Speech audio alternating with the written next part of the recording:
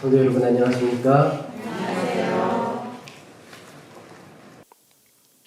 낮은 곳으로 오신 우리 하나님, 또 그곳으로 우리를 부르십니다. 우리 예수님이 가신 길을 함께 걷는 저와 여러분이 되기를 간절히 바랍니다. 여러분은 요즘 결혼 청첩을 얼마나 많이 받으십니까? 청첩을 받으면 부담을 느끼지는 않으십니까? 결혼잔치라는 게 참 좋은 일인데 우리는 결혼식에 초대를 받으면 부담을 갖게 됩니다. 왜일까요? 나를 초대한 사람에 대한 예의도 예의지만 빈손으로 갈 수 없기 때문입니다. 갚아야 할 빚이 있을 수도 있고요. 또 아님 나도 언젠가 경조사에 사람들이 오기를 기대하기 때문에 가야 합니다. 그런데 만약 이런 잔치가 있으면 어떨까요? 맛있는 음식을 많이 준비했습니다. 축의금은 전혀 받지 않겠습니다. 그냥 오셔서 축하해 주시고 함께 기뻐해 주시면 정말 감사하겠습니다. 방문하신 분들에게 선물도 준비했습니다. 차량이 필요한 분들은 차를 보내겠습니다. 혼자 오지 말고 가족과 모두 함께 와 주십시오. 모든 것이 넉넉하니 부담 없이 와서 함께 기뻐해 주십시오. 여러분, 이런 잔치를 열 수 있는 사람은 어떤 사람일까요? 대단한 부자겠죠? 근데 부자더라도 정말 통이 큰 사람이어야 합니다. 생각과 마음이 과감하고 넓지 않으면 이런 잔치를 열 수 없을 겁니다. 또 진정한 축하, 진실한 축가를 받기 원하는 사람이어야 합니다.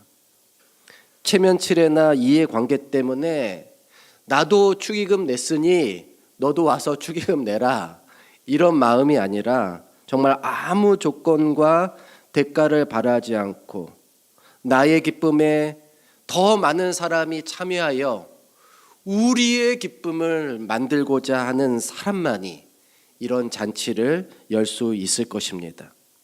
여러분, 이런 잔치를 여는 부자 누굽니까? 하나님이시죠. 오늘 우리가 살펴볼 마태복음 22장을 보면 하나님은 아들을 위해 성대한 결혼잔치를 열고 사람들을 그 잔치에 초대하는 왕으로 비유되었습니다. 이 말씀을 읽어보겠습니다. 예수께서 다시 비유로 대답하여 이르시되 천국은 마치 자기 아들을 위하여 혼인잔치를 베푼 어떤 임금과 같으니 그 종들을 보내어 그 청한 사람들을 혼인잔치에 오라 하였더니 오기를 싫어하거늘 다시 다른 종들을 보내며 이르되 청한 사람들에게 이르기를 내가 오찬을 준비하되 나의 소와 살진 짐승을 잡고 모든 것을 갖추었으니 혼인잔치에 오소서 하라 하였더니 그들이 돌아보지도 않고 한 사람은 자기 밭으로 한 사람은 자기 사업하러 가고 그 남은 자들은 종들을 잡아 모욕하고 죽이니 임금이 노하여 군대를 보내어 그 살인한 자들을 진멸하고 그 동네를 불사르고 이에 종들에게 이르되 혼인잔치는 준비되었으나 청한 사람들은 합당하지 아니하니 내거리 길에 가서 사람을 만나는 대로 혼인잔치에 청하여 오라 한대 종들이 길에 나가 악한 자나 선한 자나 만나는 대로 모두 데려오니 혼인잔치에 손님들이 가득한지라 임금이 손님들을 보러 들어올세 거기서 예복을 입지 않은 한 사람을 보고 이르되 친구여 어찌하여 예복을 입지 않고 여기 들어왔느냐 하니 그가 아무 말도 못하거늘 임금이 사원들에게 말하되 그 손발을 묶어 바깥 어두운 데에 내던지라 거기서 슬피 울며 이를 갈게 되리라 하니라. 청함을 받은 자는 많되 택함을 입은 자는 적으니라. 오늘 예수님이 말씀하신 이 혼인잔치의 비유를 보면 천국은 아들을 위해 혼인잔치를 베풀고 사람들을 초대한 어떤 임금의 마음과 같다라고 설명합니다. 그는 아들 때문에 기쁘고 자신의 기쁨이 모두의 기쁨이 되기를 바라는 마음으로 잔치를 준비했습니다. 그리고 사람들을 초대했습니다. 모두가 이 특별한 은혜와 축복의 자리에 와서 큰 기쁨과 행복을 함께 누리기를 기대하면서 말입니다. 그런데 사람들의 반응은 왕의 기대와 달랐습니다. 여러분, 우리는 왕의 기대에 어긋난 이 사람들의 반응을 주의하여 보아야 합니다. 왜냐하면 우리도 자칫 잘못하여 그들처럼 하나님의 초대에 잘못 반응할 수 있기 때문이에요. 우리는 그렇게 하면 안 되지 않습니까? 자, 그러면 그들은 어떻게 반응하였을까요? 첫째, 어떤 사람은 왕의 초대를 거절하고 자기 일에 전념했습니다. 그들이 돌아보지도 않고 한 사람은 자기 밭으로, 한 사람은 자기 사업하러 갔다고 했어요. 밭으로 간 사람이 한 명 있었습니다. 또 사업을 하러 간 사람이 한 명 있었어요. 그런데 이 말씀은 그렇게 두 사람만 빠졌다는 뜻이 아니에요. 사람들이 저마다 이런 핑계 저런 핑계를 대고 잔치에 오지 않았다는 뜻입니다. 그런데 언뜻 이들은 마치 갑작스러운 초대에 당황하여 이런저런 사유를 들고 잔치에 참여하지 않은 것처럼 보입니다. 그러나 사실은 그렇지 않죠. 이 초대는 갑작스러운 초대가 아니었습니다. 먼저 왕은 사전에 아들의 결혼식을 예고했었고 그들을 초대해 둔 상태였습니다. 3절을 보면 그 사실을 알 수 있죠. 그 종들을 보내어 그 청한 사람들, 이미 청해 놓은 거예요. 이미 초대해 놨습니다. 오라 하였더니 오기를 싫어하거늘 다시 다른 종들을 보내었다고 그랬어요. 왕은 이 사람들을 우선 초대 명단에 올려놓고 초대해 두었습니다. 하지만 그들이 참여 의사를 분명하게 밝히지 않았기 때문에 다시 다른 종들을 보내었던 거예요. 여러분, 갑작스러운 초대가 아니었는데 왜 그들은 왕의 잔치에 참석하기를 싫어했을까요? 혹시 왕에게 바쳐야 할 축하 예물을 마련하지 못했기 때문이었을까요? 아니면 축의금이 부담스러웠을까요? 그럴 수 있겠죠? 저도 요즘은 교회에서 하는 결혼식이 아니라 비싼 호텔 이런 데서 하는 결혼식에 청첩을 받으면요, 참 가기가 주저스럽습니다. 굉장히 부담스러워요. 내가 들고 가는 축의금이 밥값도 안 될 수가 있어요. 그럼 여러분, 이 사람들이 정말 그런 것이 부담스러워서 가지 않은 것입니까? 그것도 사실이 아니에요. 4절을 보면 왕이 종들에게 어떻게 말하라고 시킵니까? 내가 오찬을 준비하되 나의 소와 살진 짐승을 잡고 모든 것을 갖추었으니 그냥 혼인잔치에 오라고 한 것입니다. 왕은 사람들이 부담을 전혀 느끼지 않게 하기 위해서 아무 조건 없이 그냥 와주기만을 요청하였어요. 다른 목적은 없습니다. 그저 자신이 지금 느끼고 있는 이 기쁨과 행복을 다른 사람들과, 더 많은 사람들과 나누기를 원했던 것입니다. 따라서 초대를 받은 사람이 오지 않은 이유는 부담 때문이 아니었어요. 그러면 어떤 이유 때문이었을까요? 5절에 그 이유가 나옵니다. 그들이 돌아보지도 않고 어떻게 했다고요? 갔다고 했어요.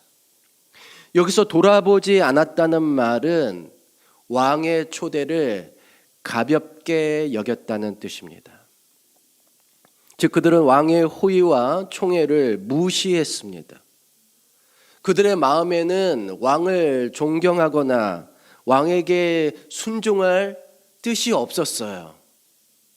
그들의 태도는 거의 반역에 가까웠습니다. 그들이 자기 밭으로 자기 사업 때문에 갔다는 이 표현은 그들의 충성심이 왕에게서 멀리 떠났음을 암시합니다. 그들이 그 자리를 떠났기 때문에 왕은 더 이상 그들을 초대하기 위해 그들에게 종을 보낼 수 없게 되었습니다. 세상에는 하나님께 부르심을 받았지만 그 부르심을 주의 깊게 중요하게 받아들이지 않는 사람이 많습니다. 그들에게는 자신의 일과 사업과 계획이 더 중요하고 돈과 성공이 더 중요한 거예요. 그래서 신앙에 시간을 투자하는 것은 낭비처럼 보이는 것입니다. 하나님은 그분의 기쁨과 은혜를 나누고 싶어서 오라고 하시는데 잠시도 그분의 기쁨을 함께 누릴 마음이 없기 때문에 그들은 그 부르심의 자리에서 신속하게 떠난 것입니다. 여러분, 하나님이 우리에게 일을 하지 말라고 그러는 겁니까? 아니죠. 하나님이 우리에게 공부하지 말라고 그러는 겁니까? 아니죠. 예. 오히려 그분은 우리가 하는 일에 또 우리가 하는 공부에 복을 주시고 우리가 성공과 번영을 경험하기를 원하십니다. 단 그러한 경험으로부터 오는 기쁨은 하나님이 우리에게 나눠주시는 구원의 기쁨에 비할 수 없는 거예요. 비교할 수 없는 겁니다. 그러니까 하나님의 부르심에 우리가 응하여 가야 하는 것입니다. 제가 지난번 서종환 앞에의 다른 교회를 방문했을 때 30년 만에 대학생 선교회 액트라고 하죠. 액트 선배를 만났는데 그 선배는 명문 의대를 졸업해서 의대 교수로 재직을 하고 있어요. 그러면서도 여전히 학창 시절에 다녔던 작은 교회를 지키고 있는 모습을 보고 제가 참 큰 감동을 받았습니다. 그에게 왜 성공의 기쁨이 없겠습니까? 하지만 그보다 더 큰 구원의 기쁨이 교회에 있기 때문에 그는 하나님이 베푸시는 잔치에 빠짐없이 참석하고 있었습니다. 여러분, 세상이 주는 그 어떤 기쁨보다 하나님이 우리에게 나눠주시는 이 구원의 기쁨이 더 크다는 사실을 잊지 마시길 바랍니다. 지난주 우리 교회 학생 중 하나가 자신은 교회에 오는 게 너무 좋다고 말했다고 해요. 우리 학생 중 하나가. 그 학생에게 그러한 기쁨을 주신 우리 하나님께 감사와 찬양을 드립니다. 이게 하나님께서 나눠주고 싶어 하시는 기쁨과 행복입니다. 하나님은 이 기쁨과 행복으로 우리를 매주 매일 초대하십니다. 이 부르심을 가볍게 여기지 말고 정말 중요하게 여겨서 결코 이 기쁨과 행복을 놓치지 않는 저와 여러분이 되시기를 간절히 바랍니다. 둘째, 어떤 사람은 왕의 초대를 거절할 뿐 아니라 그분이 보낸 종을 박해하고 죽였습니다. 그 남은 자들은 종들을 잡아 모욕하고 죽이니. 앞서 왕의 초대를 가볍게 여기고 부르심의 자리를 떠난 사람이 있었는데 그래도 그 자리에 남아있는 사람은 뭔가 다를 것처럼 보였습니다. 하지만 상황은 더 심각했어요. 그들은 왕의 초대가 아니라 그가 보낸 종을 문제 삼았습니다. 아니, 가지 않을 거면 그냥 가지 말지 왜 종까지 괴롭혀요? 그렇죠? 마치 왕의 초대에는 문제가 없지만 종들에게 문제가 있기 때문에 그 문제를 바로잡으려는 것처럼 행동했습니다. 하지만 그것은 핑계였죠. 뭐예요? 왕의 초대에 응하지 않기 위하여. 왕의 초대에 문제가 없는 것처럼 얘기하면서 사실은 그 초대에 응하지 않기 위해서 그가 보낸 종을 문제 삼은 거예요. 그리고 자신의 이러한 판단이 정당함을 입증하기 위해서 왕이 보낸 전령에게 죄를 뒤집어 씌우고 벌을 가해서 끝내 살해했습니다. 첫 번째 부류의 사람들이 하나님이 나누시고자 하는 기쁨과 행복보다 자신의 성공과 이익을 우선시했다면, 두 번째 부류의 사람들은 하나님이 나누시고자 하는 기쁨과 행복보다 자신의 권위를 우선시했습니다. 그들은 하나님이 보내신 종들이 자신에게 오라 가라 하는 것을 받아들일 수 없었어요. 그들은 하나님의 종들에게 부여된 권위보다 자신의 권위를 높였고, 그렇게 함으로써 사실상 하나님을 거역했을 뿐 아니라 대적하는 지경에 이르른 것입니다. 이는 이스라엘 역사에서 반복되는 현상이었습니다. 하나님이 선지자들을 보내셨지만 이스라엘 백성들은 그분의 기별을 거절했어요. 소위 이스라엘 백성의 지도자라는 사람들이 더 그렇게 했습니다. 그들은 기별을 거절하는 의미로 하나님의 종들을 박해하는 것으로 모자라 그들을 옥에 가두고 죽였습니다. 오늘날에도 하나님이 파송한 종들보다 자신의 권위와 주장을 높이려는 사람들이 종종 나타납니다. 그들이 정말 그런지 아닌지는 그들이 하나님의 종을 이기려고 하는지 아닌지를 보면 알 수 있어요. 그런 사람들은 하나님의 종을 뭐 하려고 한다고요? 이기려고 해요. 그런 사람들의 목표는 하나님의 종일지라도 자신의 권위에 굴복시키는 것입니다. 그렇게 해서 이루고자 하는 것은 하나님의 뜻이 아니에요. 그렇게 해서 이루고자 하는 건 뭐예요? 자기의 뜻입니다. 자기의 뜻을 이루고자 하는 거예요. 따라서 교회에서는 누구에게 권위가 있는지를 가지고 갈등과 의견 충돌이 생겨서는 안 됩니다. 심지어 목사가 그것을 주장한다 해도 그것은 결코 바람직한 상황이라고 볼 수 없어요. 우리는 오직 성경을 통하여 하나님의 기별을 받아들이고 다만 그분의 뜻에 순종해야 합니다. 우리가 서로의 주장을 듣기 전에 하나님의 말씀과 기별에 먼저 귀를 기울여야 하는 이유가 여기에 있습니다.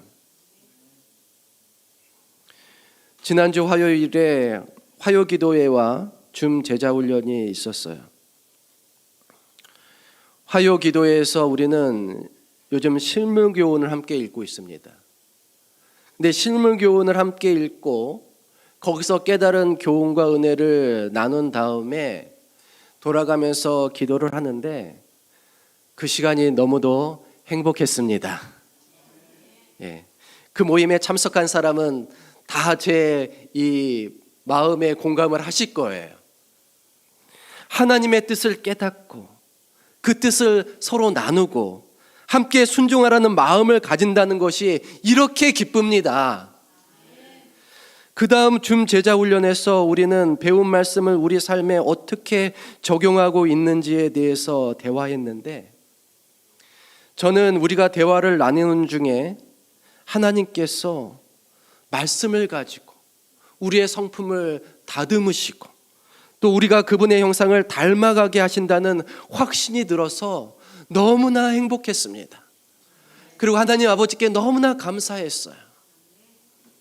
여러분, 내 권위를 높여서 기쁜 것이 아니고 내 주장을 관철시켜서 행복한 것이 아니라 하나님 말씀을 듣고 그분의 뜻에 순종하기 때문에 그분을 닮아가려는 소원을 가지고 있기 때문에 행복한 것입니다. 이것이 저와 여러분의 기쁨이요 행복이 되기를 간절히 바랍니다. 여러분, 교회는 그런 기쁨을 나누기 위해 모인 곳 아닙니까? 하나님이 그런 기쁨을 나누라고 우리를 부르신 거 아닙니까? 그런데 어떤 사람은 왕의 초대에 응하여 잔치자리에 왔지만 예복을 또 입지 않았어요. 임금이 손님들을 보러 들어올새 거기서 예복을 입지 않은 사람을 보고 이르되 친구여 어찌하여 예복을 입지 않고 여기 들어왔느냐 하니 그가 아무 말도 못하거늘. 왕은 자신의 초대에 응하지 않고 가버린 사람, 또 자기가 보낸 종들을 능멸하고 죽인 사람들 때문에 크게 실망했습니다. 그럼에도 포기하지 않고 다른 사람을 초대하기 위해 또 종들을 보냈어요. 그런데 초대 명단에 없었던 사람들을 초대했더니 혼인잔치에 사람들이 많이 참석했습니다. 그 중에는 괜찮아 보이는 사람도 있었고 괜찮아 보이지 않는 사람들도 있었어요. 정말 잔치자리에 적합하지 않은 사람들까지 들어와 자리를 가득 채웠습니다. 왕은 드디어 만족했어요.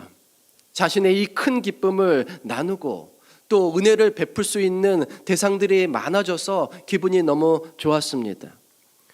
왕은 잔치의 주인으로서 자신의 초대에 응한 손님들을 일일이 환대하기 위해서 잔치자리를 돌아다녔어요. 그런데 아주 특이하게도 예복을 입지 않은 한 사람을 보게 된 거예요. 다른 사람은 다 입고 있는데 말입니다. 이 왕의 잔치에 참여한다고 하는 것은 사실 대단한 특혜였습니다. 왜냐하면 그 잔치에 배설된 그 수많은 아주 귀한 음식들이 다 무료였을 뿐 아니라 그 연회의 격에 맞도록 왕이 참석자 모두에게 예복을 하사하였기 때문입니다. 그 예복은 그 잔치에 참석하는 것이 얼마나 큰 특혜이며 그 자리에 초대한 왕의 은혜가 얼마나 큰 것인지를 보여주는 아주 결정적인 상징물이었어요. 그러니까 그곳에 온 사람들은 다 누구의 은혜를 입었다는 거예요? 왕의 은혜를 입었다는 거예요. 그런데 그 예복을 입지 않는 사람이 있다니 이것은 참으로 해괴한 일이 아닐 수 없었습니다. 그래서 왕이 물은 거예요. 친구여 어찌하여 예복을 입지 않고 있느냐? 어떻게 예복을 입지 않고 여기에 들어와 있느냐? 그는 아마도 자신이 입고 온 옷이 더 비싸고 귀하다고 생각했는지 모르겠어요.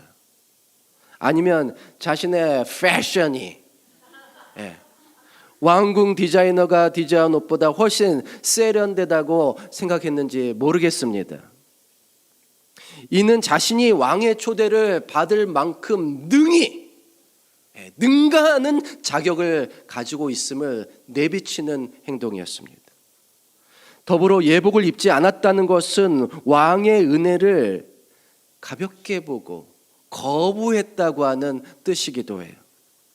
사실상 그는 앞서 하나님의 왕의 은혜를 거부했던 자들과 다를 것이 하나도 없는 것입니다. 여러분, 이 예복은 하나님이 우리를 구원하기 위해 나누어 주신 칭의를 상징합니다. 칭의의 구원은 우리의 행위 때문이 아니라 전적으로 예수님의 공로와 하나님의 은혜로 주어지는 선물입니다. 우리는 그것을 하나님의 은혜로 믿으며 감사한 마음으로 받아들여야 하는 것이에요.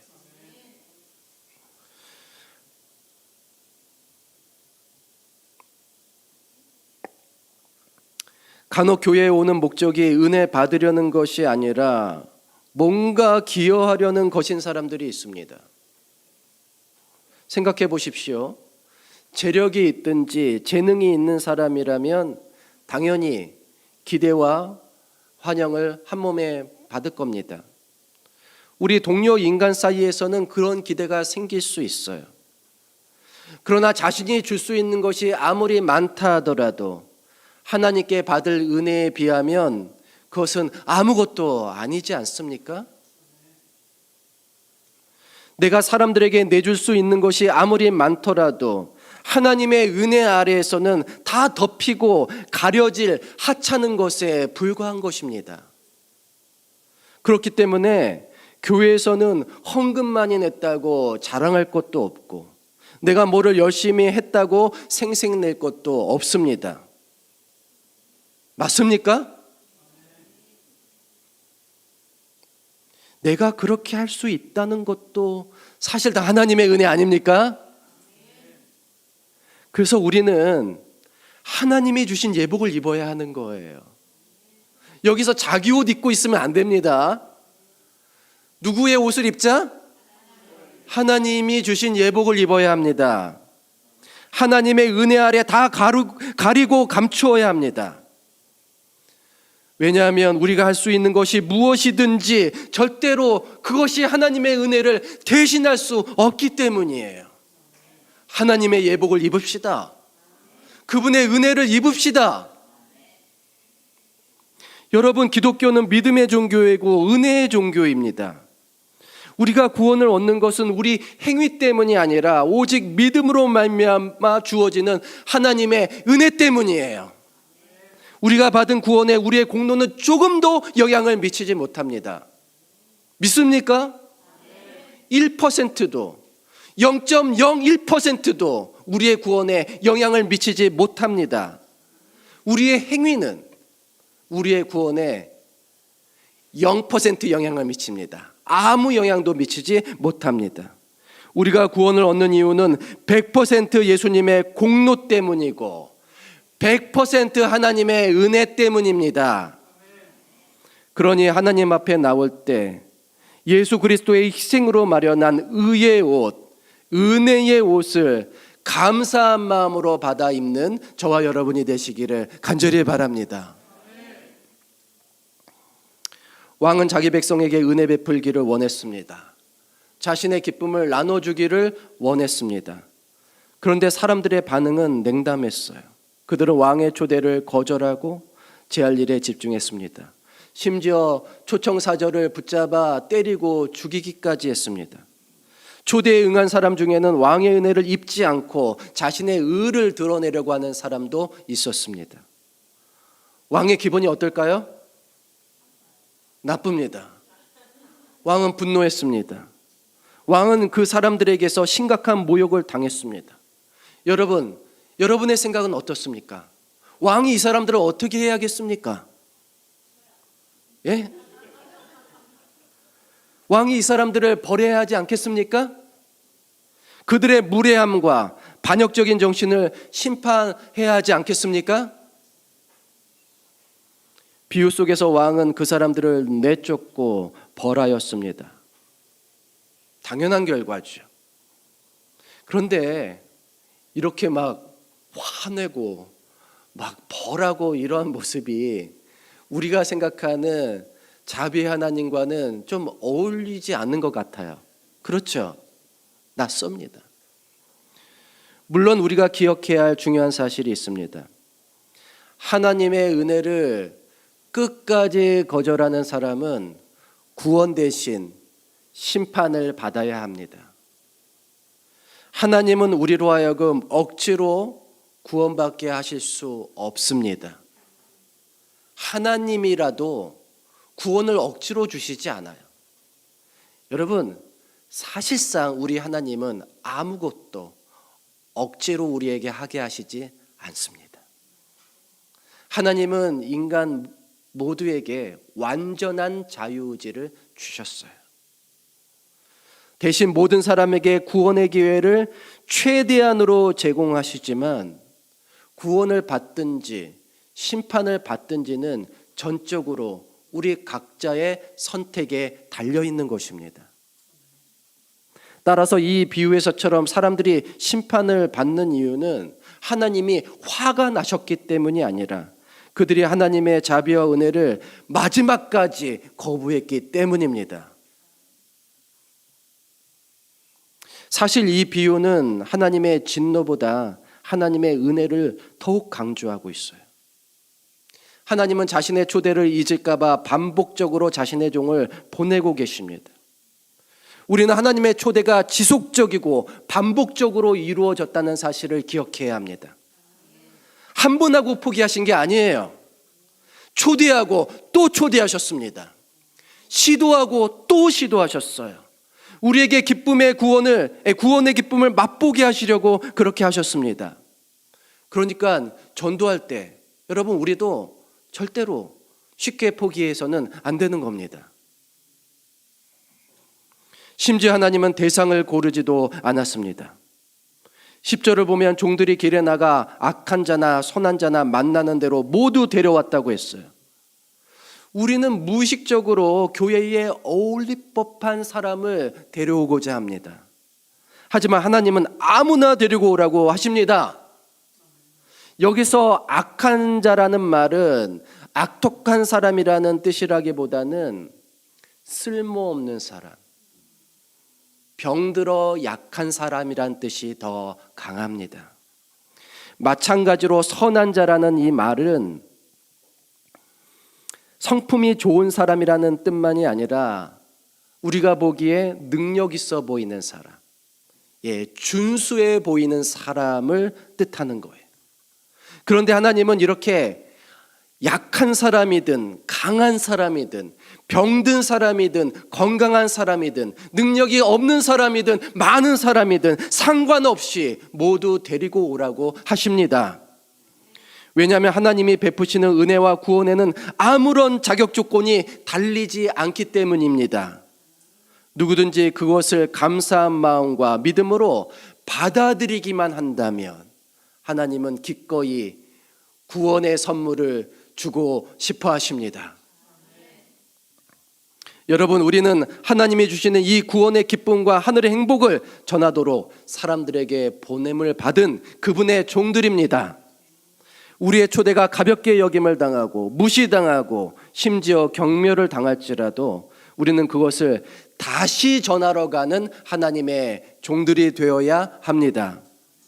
여러분, 올해 우리 모두 전도하는 일에 꼭 성공하길 바랍니다. 우리 하나님이 이 교회를 부흥시키실 겁니다. 기도합시다. 교회의 부흥을 위해서 기도하고 우리가 전도할 사람들을 위해 기도합시다. 올해 우리는 어린이를 위한 사역에 특히 힘을 쏟을 예정이에요. 우리 어린이들,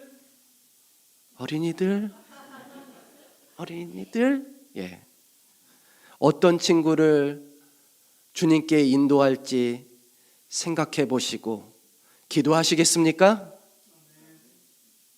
기도하시겠어요? 아멘 한번 해보자. 하나, 둘, 셋. 크게, 좀 더 크게 했으면 좋겠다.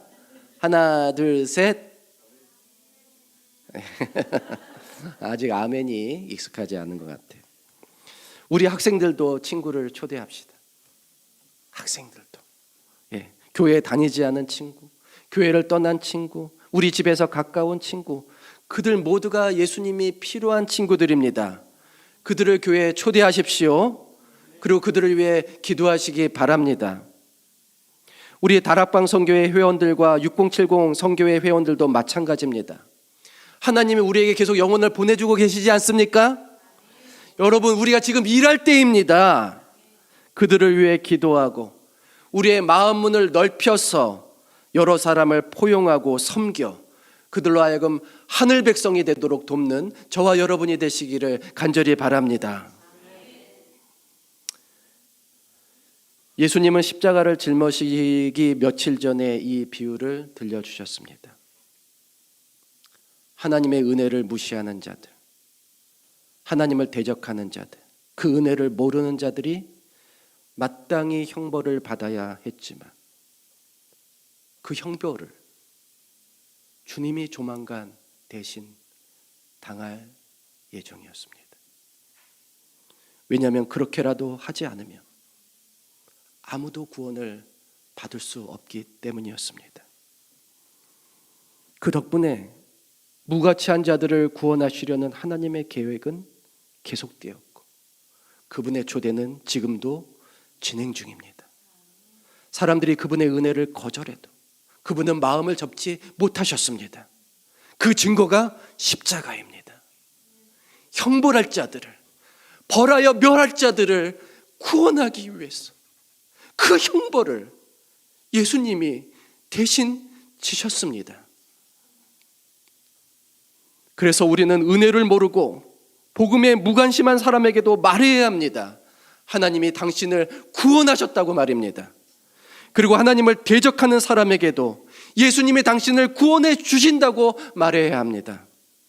하나님이 포기하지 않으셨으니 우리도 포기하지 않기를 간절히 바라며 말씀을 마치겠습니다.